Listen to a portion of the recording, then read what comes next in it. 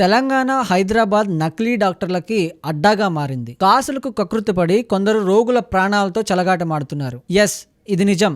రీసెంట్గా చేసిన ఒక సర్వేలో ఈ నిజాలైతే బయటపడ్డాయి. తెలంగాణలోని జిల్లాల్లో మెడికల్ కౌన్సిల్ వైద్యులు నిర్వహించిన తనిఖీల్లో ఈ నిజాలైతే బయటపడ్డాయి. దాదాపుగా తెలంగాణ రాష్ట్ర వ్యాప్తంగా 450 కేసులు నమోదైతే అందులో సంగారెడ్డి నుంచే 15 కేసులు వచ్చాయి. అసలు వైద్యం అంటే ఏంటో తెలియని డాక్టర్లు కూడా ఈ మధ్య హైదరాబాద్లో, తెలంగాణలో డాక్టర్లు అయిపోతున్నారు. అండ్ కొంతమంది డాక్టర్ల దగ్గర అసిస్టెంట్లుగా పనిచేసిన వాళ్ళు మేము కూడా డాక్టర్లం, మాకు కూడా ఎక్స్పీరియన్స్ ఉందని చెప్పుకొని క్లినిక్లు కూడా ఓపెన్ చేస్తున్నారంట. అండ్ ఈ నకిలీ డాక్టర్లు ఎక్కువగా స్టిరాయిడ్స్ వాడుతూ ఉంటారు. మనం చట్ట ప్రకారంగా ఈ నకిలీ డాక్టర్ల భరతం పట్టొచ్చు.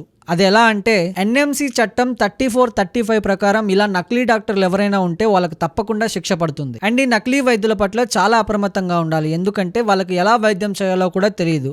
అండ్ ఎవరైనా మీకు నకిలీ వైద్యులు అని అనిపిస్తే వెంటనే వాళ్ళ మీద కంప్లైంట్ చేయండి. ఒకవేళ వాళ్ళ నకిలీ వైద్యులు అని ప్రూవ్ అయితే వాళ్ళకు దాదాపుగా 5 ఏళ్ల జైలు శిక్ష పడే అవకాశాలు ఉన్నాయి. సో ఇలా మన సమాజంలో డాక్టర్లే కాని వాళ్ళు చాలా మంది నకిలీ డాక్టర్లు ఉన్నారు కాబట్టి దయచేసి చాలా జాగ్రత్తగా ఉండండి.